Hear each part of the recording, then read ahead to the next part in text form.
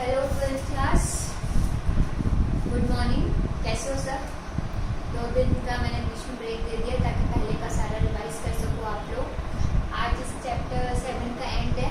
इसके सिर्फ 2 टॉपिक बचे हैं। एक तो ये टॉपिक बचा है जिसके अंदर हम एस फंक्शन और सी फंक्शन को डिराइव करेंगे डायग्रामेटिकली, और एक और टॉपिक है जो मैं इसके बाद कराऊंगी। ठीक है, तो चलो मैंने आपको जो आपकी अलजेब्रिकली जो आपकी इक्वेशन थी उसके हिसाब से बता दिया था सी फंक्शन और एस फंक्शन को आप कैसे डिराइव कर सकते हो एक दूसरे से। यानी कि अगर आपको सी फंक्शन दिया हुआ है तो आप कैसे एस फंक्शन फाइंड आउट कर सकते हो। तो अब हम ये देखते हैं कि हम यही चीज इसको डायग्रामेटिकली कैसे कर सकते हैं। तो सबसे पहले मैंने देखो यहाँ पर 2 फिगर्स बना रखी है। एक ए फिगर है जो कि सी फंक्शन की है और बी फिगर है जो कि एस फंक्शन की है। तो सबसे पहले सी फंक्शन देख लेते हैं। आप लोग पहले भी बहुत बार देख चुके हो, एक बार रिवाइज हो जाएगा। तो इनकम का सबसे पहले हमारी टेबल देख लो। 0, 50, 100 और 150 हमने इनकम ली है जो कि एक्स एक्सिस पे है। वाई एक्सिस पे हमने लिया है कंजम्पशन जो कि है 20, 60, 100 और 140।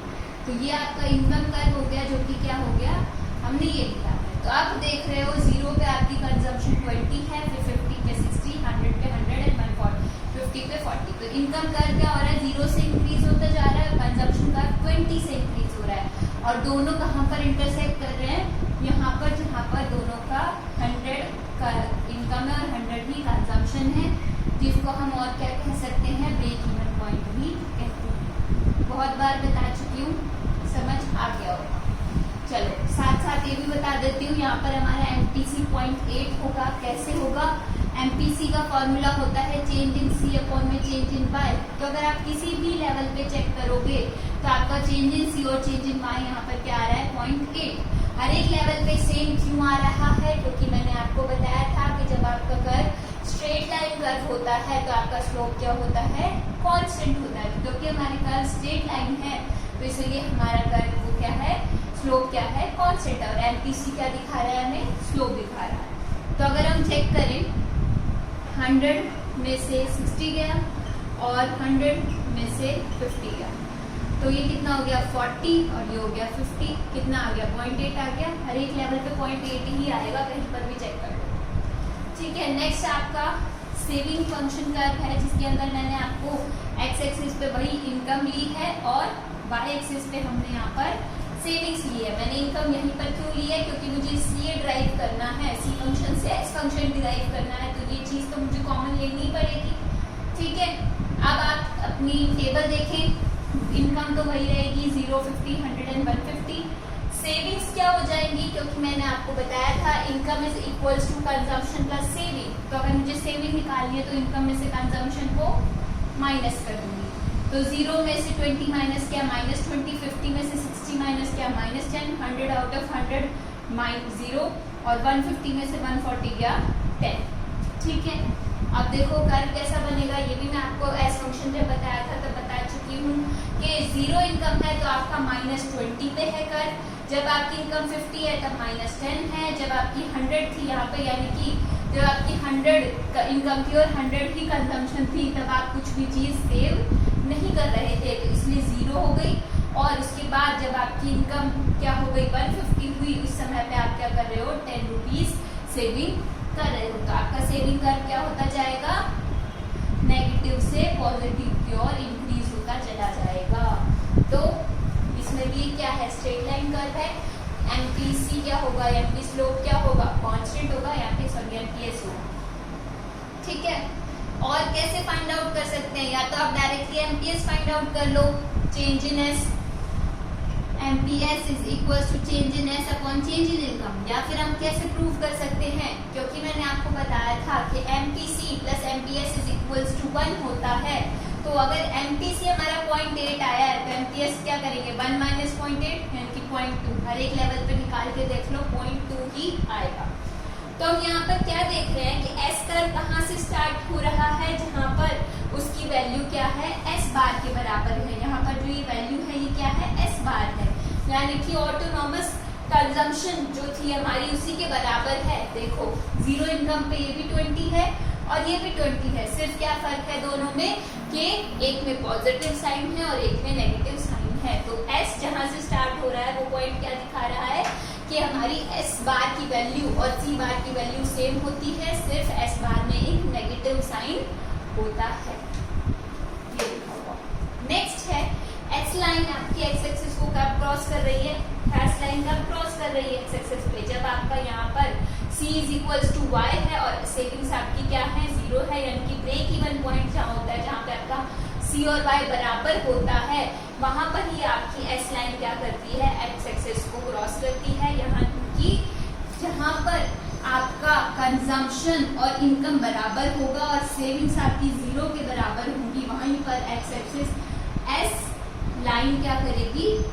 एक्स एक्सिस को क्रॉस करेगी। तो एक्स एक्सिस को कब क्रॉस करेगी या ब्रेक इवन पॉइंट कब होता है? अगर आपसे पूछा जाए कि when you will find the break even point या when S line crosses x axis, तो आप सिंपली क्या बता सकते हो कि जब आपका कंजम्पशन और इनकम इक्वल होते हैं और आपकी सेविंग्स 0 के इक्वल होती है, उस समय पे एस लाइन एक्स एक्सिस को क्रॉस करती है और आपका ब्रेक इवन पॉइंट होता है।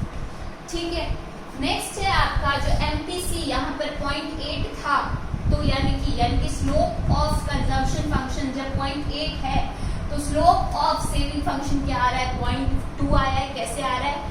एमपीसी और एमपीएस क्या होते हैं? 1 के इक्वल होते हैं, तो एमपीएस निकालना है, इसको उधर ले जाएंगे तो क्या हो जाएगा? 1 माइनस एमपीसी, तो 1 माइनस का 0.8 इज 0.2। कंजम्पशन फंक्शन पढ़ रखा है, सेविंग फंक्शन पढ़ रखा है, दोनों चीजों को जोड़ दिया गया है यहाँ पर। क्यों जोड़ दिया गया है?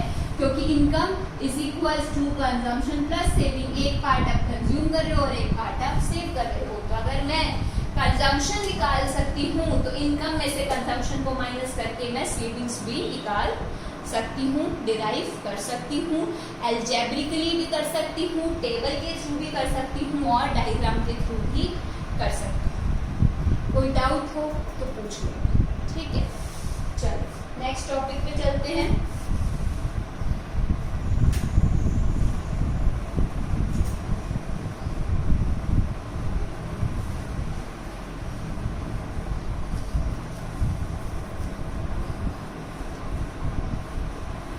नेक्स्ट है आपका relationship between APC, MPC, APS, MPS.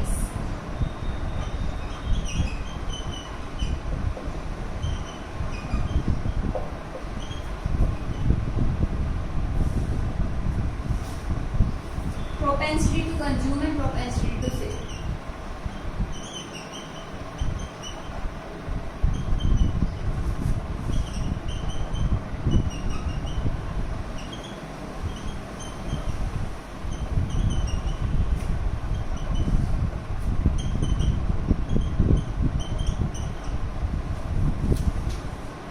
दो रिलेशन है कंजम्पशन के अंदर है, एक तो कि एपीसी और आपका एपीएस जो होता है 1 के इक्वल होता है, और आपका दूसरा रिलेशन है जिसमें आपका एमपीसी और एमपीएस 1 के इक्वल होता है। ठीक है, तो सबसे पहले हम ये वाला चेक करते हैं। ये इसमें क्या बताया जा रहा है कि अगर आपका कंजम्पशन की एवरेज, प्रोपेंसिटी टू कंज्यूम की एवरेज और प्रोपेंसिटी टू सेव की एवरेज जो होगी वो किसके बराबर होगी? 1 के बराबर होगी। क्यों?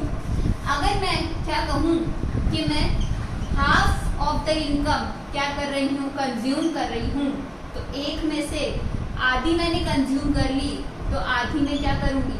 ऑब्वियसली सेव करूँगी। अगर मैं कहूँ कि मैं 3/4 इनकम कंज्यूम कर रही हूँ तो बाकी ये 1/4 जो बचेगी वो मैं क्या करूँगी? सेव करूँगी। यानी कि इन टोटल कितना हो रहा है? 1 के इक्वल हो रहा है। ठीक है, तो इसीलिए हम क्या मान के चलते हैं कि जो हमारा प्रोपेंसिटी टू कंज्यूम और प्रोपेंसिटी टू सेव है इन टर्म्स ऑफ एवरेज और इन टर्म्स ऑफ मार्जिनल, दोनों किसके इक्वल होते हैं? 1 के इक्वल होते हैं। ये आपको हमेशा याद रखना है क्योंकि ये न्यूमेरिकल्स में बहुत यूज होता है कि APC plus APS is equals to 1 and MPC plus MPS is equals to 1। Prove करते हैं अब। चलो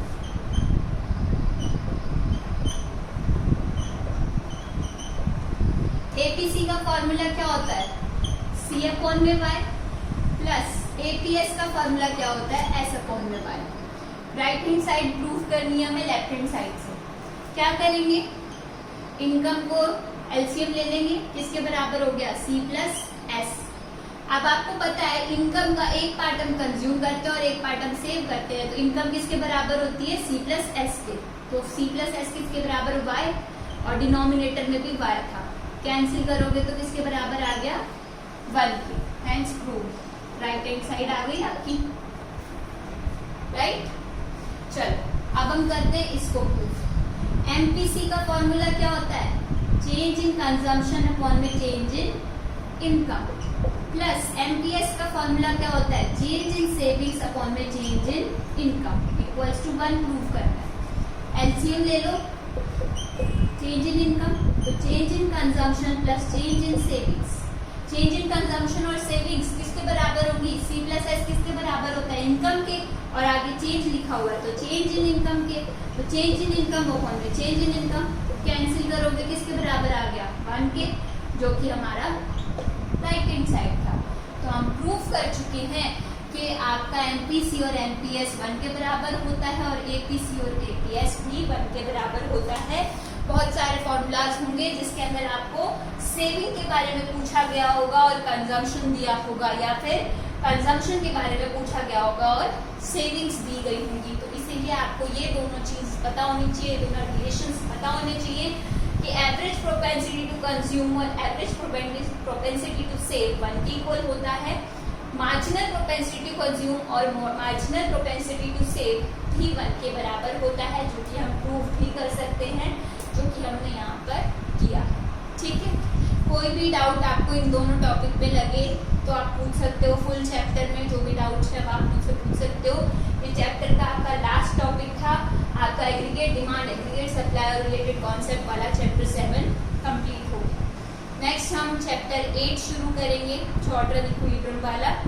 इसमें किसी को भी कोई भी डाउट लगे, कोई चीज़ समझ ना आए, कोई प्रॉब्लम है, न्यूमेरिकल्स कर करके देखो, किसी को न्यूमेरिकल्स में कोई प्रॉब्लम है तो पूछ सकता है। मैंने आपको बेसिक न्यूमेरिकल्स जो थे वो तो करने को दिए ही हैं, उसके अलावा बुक के अंदर जो भी रह गए हैं, किसी के पास कोई एक्स्ट्रा बुक है उसमें कोई क्वेश्चन है तो आप सॉल्व कर करके देखो। ठीक है, थैंक यू।